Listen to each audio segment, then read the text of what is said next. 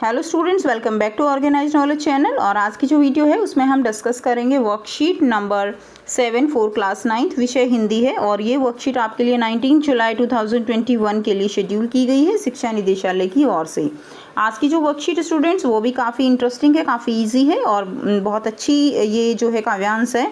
और अगर आपने अभी तक बच्चों चैनल को सब्सक्राइब नहीं किया है तो चैनल को सब्सक्राइब कर लो, बेल आइकन को प्रेस कर लो ताकि आपको आने वाली हर वीडियो की नोटिफिकेशन वो समय से मिल जाए।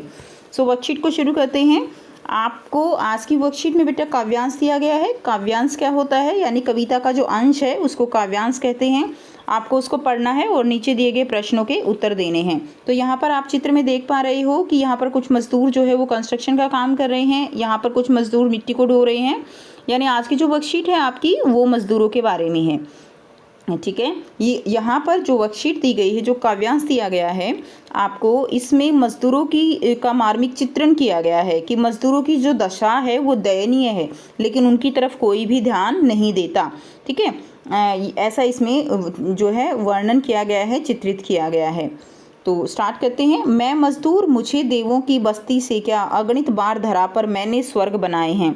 तो यहाँ पर मजदूर वर्ग जो है वो क्या कह रहा है कि मैं तो मजदूर हूँ, मुझे भगवान की बस्ती यानी मुझे स्वर्ग से क्या लेना देना, मुझे तो अपना काम करना है, ठीक है। हम सब जानते हैं बच्चों, मजदूर वर्ग हमारे लिए बहुत ज़्यादा ज़रूरी है, ठीक है। मजदूर वर्ग हमारे लिए बहुत मेहनत करते हैं, हमारे लिए अन्न उगाने में जो है सहायता करते हैं, कंस्ट्रक्शन का काम करते हैं, बहुत सारे काम हैं जो मजदूर वर्ग करते हैं और सबसे ज़्यादा मेहनत वो लोग करते हैं। तो यहाँ पे मजदूर वर्ग जो है वो क्या कह रहा है, अगणित बार धरा पर मैंने स्वर्ग बनाए। तो मैंने कि मजदूर वर्ग कह रहा है कि यहाँ की क्या पता कितनी बार, अगणित क्या होता है जिसकी गिनती ना की जा सकती हो, अगणित बार धरा पर धरा यानी पृथ्वी पर ही मैंने क्या बनाए हैं, स्वर्ग बनाए हैं। अंबर पर जितने तारे उतने वर्षों से मेरे पुरखों ने धरती का रूप संवारा। तो यहाँ पर जो रामधारी सिंह दिनकर जी द्वारा रचित बेटा ये कविता है, तो वो यहाँ पर क्या कह रहे हैं कि अंबर पर जितने तारे, अंबर यानी आकाश में जितने तारे हैं उतने वर्षों से, यानी बहुत पुराने समय से ही जो मजदूर हैं, मेरे पुरखों ने धरती का रूप संवारा। कि मेरे पुरख जो है, यानी पुरखे क्या होते हैं, पूर्वज, कि मेरे पूर्वज जो है वो धरती पर काम करते आ रहे हैं और वो धरती माँ को संवारते आ रहे हैं। और अभी आने वाली सदियों में मेरे वंशज धरती का उद्धार करेंगे। कि और अभी आने वाली सदियों में और भी अभी जो है मेरे वंशज क्या करेंगे, धरती का उद्धार करेंगे। इस प्यासी धरती के हित में ही लाया था हिमगिरी चीर सुखद गंगा की निर्मल धारा। ठीक है, कि प्यासी धरती की प्यास बुझाने के लिए ही हिमगिरी यानी हिमालय की जो चोटी है वहाँ से गंगा की निर्मल धारा बहाकर मेरे पूर्वज ही, मेरे वंशज ही लेकर आए थे इस धरती की प्यास को बुझाने के लिए। ठीक है बेटा, यहाँ पर गंगा नदी जो है उसके बारे में बात की जा रही है। हिमगिरी यानी हिमालय, चीर यानी हिमालय की पहाड़ियों को चीरती हुई, सुखद यानी जो हमें सुख प्रदान करने वाली है, गंगा की निर्मल यानी पवित्र, ठीक है, पवित्र धारा। मैंने रेगिस्तानों को रेती धोकर बंध्या धरती पर भी स्वर्णिम पुष्प खिलाए। कि मैंने रेगिस्तान में क्या है, रेगिस्तान में मिट्टी ही मिट्टी होती है। तो यहाँ पे जो कवि हैं वो क्या कह रहे हैं कि मजदूर वर्ग ने ही रेगिस्तान की रेती को धोकर, यानी रेगिस्तान में भी उसने इतनी मेहनत, इतनी कड़ी मेहनत की है कि बंध्या धरती, बंध्या क्या होता है, जो बंजर जमीन है जिस पर कुछ भी उगा नहीं सकते, ठीक है, जो इनफर्टाइल है, तो बंजर धरती पर भी क्या किया है, इतनी मेहनत की है, अपने पसीने से उसको ऐसे सींचा है कि वहाँ पर भी स्वर्णिम यानी सोने के समान जो है पुष्प खिलाए हैं। मतलब कि वहाँ पर भी उसने उस धरती को भी उपजाऊ बना दिया है जहाँ पर फसल जो है वो होने लगी है, ठीक है। तो इस तरह से इस पूरी काव्यांश के अंदर कवि ने इसको चित्रित किया है, मजदूरों की दयनीय दशा को चित्रित किया है, मजदूरों की मेहनत को चित्रित किया है कि मजदूर जो है वर्ग वो कितनी मेहनतें करता है। अब बच्चों इसके कुछ प्रश्न उत्तर दिए गए हैं जिनको हम करेंगे। तो देखिए टोटल यहाँ पर आपके जो है 6 क्वेश्चन दिए गए हैं जिनको 1 बाय 1 हम करते हैं। पहला जो प्रश्न है, निम्नलिखित शब्दों के अर्थ लिखिए। अगणित, अगणित क्या मतलब क्या होता है, जिसको गिना ना जा सके। सेकंड है धरा, धरा मतलब पृथ्वी। अंबर, अंबर का मतलब क्या होता है बच्चों, अंबर का मतलब होता है आसमान, ठीक है।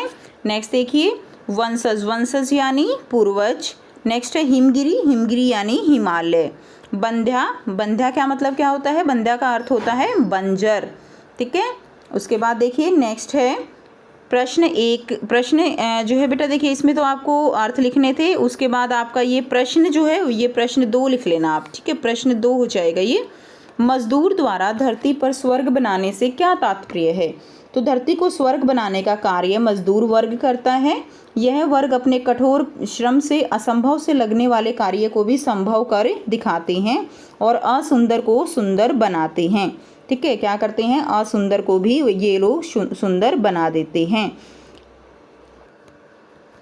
सो बेटा एक बार फिर से देख लेते हैं, मजदूर द्वारा धरती पर स्वर्ग बनाने का क्या तात्पर्य है। धरती को स्वर्ग बनाने का कार्य कौन करता है, मजदूर वर्ग करता है। यह वर्ग अपने कठोर श्रम से असंभव से लगने वाले कार्य को भी संभव कर दिखाते हैं और असुंदर को सुंदर बनाते हैं।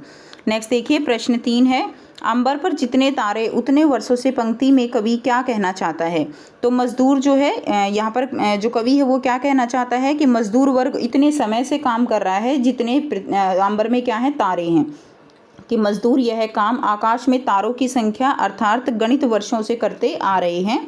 यह काम पहले उनके पुरखों ने किया, अब आने वाले समय में यह काम उनकी आने वाली क्या करेंगी, पीढ़ियाँ करेंगी। नेक्स्ट देखिए, उपयुक्त कविता किन लोगों की मेहनत की बात करती है। तो किन लोगों की मेहनत की बात करती है, मजदूरों की, ठीक है। प्रश्न 5 है, उपयुक्त कविता के लिए उपयुक्त शीर्षक दीजिए। तो बेटा आपको शीर्षक देना है। शीर्षक जो है, आप शीर्षक का मतलब क्या होता है, जिसमें कि आपने जो काव्यांश पढ़ा वो किसके बारे में है, वो शीर्षक है। तो उपयुक्त कविता में शीर्षक क्या हो जाएगा, मजदूर की मेहनत। नेक्स्ट देखिए, प्रश्न 6 है, निम्न शब्दों के 3 पर्यायवाची शब्द आपको लिखने हैं। पहला है धरती, धरती यानी धरा, पृथ्वी। दूसरा है गंगा, गंगा का पर्यायवाची शब्द क्या हो जाएंगे, मंदाकिनी या भगीरथी। तीसरा है पुष्प, पुष्प यानी फूल या सुमन। तो ये 3 पर्यायवाची शब्द जो है वो आप लिख दोगे। सो ये थी आपकी आज की वर्कशीट हिंदी की। आई होप स्टूडेंट्स आपको वर्कशीट क्लियर है। कोई भी डाउट है कमेंट सेक्शन में कमेंट करके पूछ सकते हो। वीडियो अच्छी लगी तो लाइक कर दीजिए, शेयर कर दीजिए, चैनल को सब्सक्राइब कर लीजिए। So thanks for watching students, मिलते हैं नेक्स्ट वीडियो में।